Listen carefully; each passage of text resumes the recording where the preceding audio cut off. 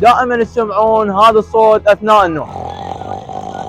واكيد عندكم واحد من افراد عائلتكم دائما يشوخر، وكل ما تقولوا له قال لكم ليمتى انا، دزوا له هذا المقطع حتى يعرف ايش بيه.